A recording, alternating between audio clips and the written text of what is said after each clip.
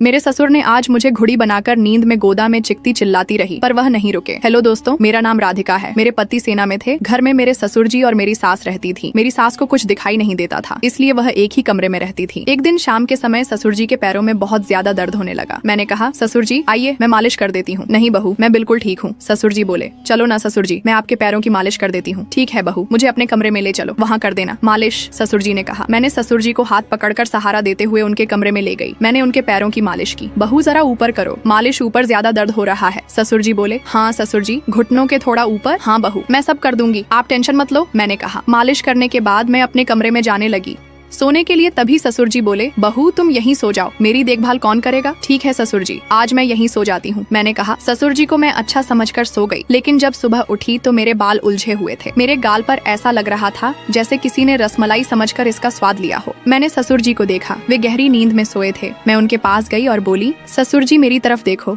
मैं इतनी बदल कैसे गई हूँ?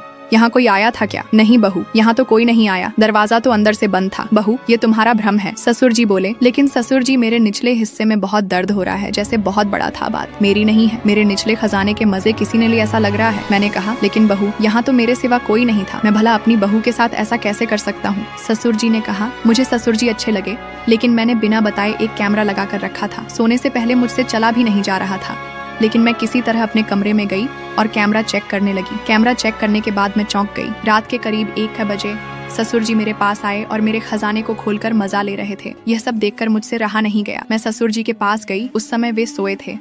मैंने कहा, ससुर जी जरा उठो, यह क्या है? मैंने उन्हें कमरे में जो कुछ हुआ वह दिखाया। ससुर जी, अगर आपको यह सब करना ही था तो मुझे बता देते, मैं तैयार थी। ऐसे बिना बोले करने से क्या फायदा?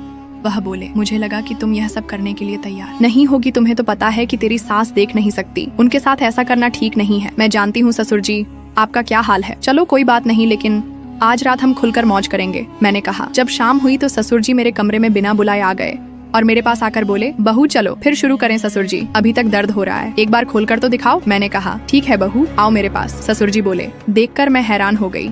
ससुर जी तो लंबे रेस के घोड़े निकले। ससुर जी, अब देख क्या रहे हो?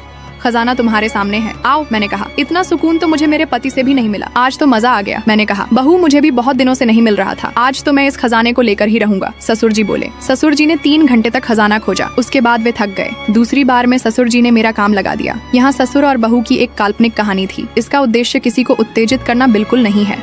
अगर आपको हमारी कहानी पसंद आई हो तो वीडियो को लाइक करें और हमारे चैनल को सब्सक्राइब करें।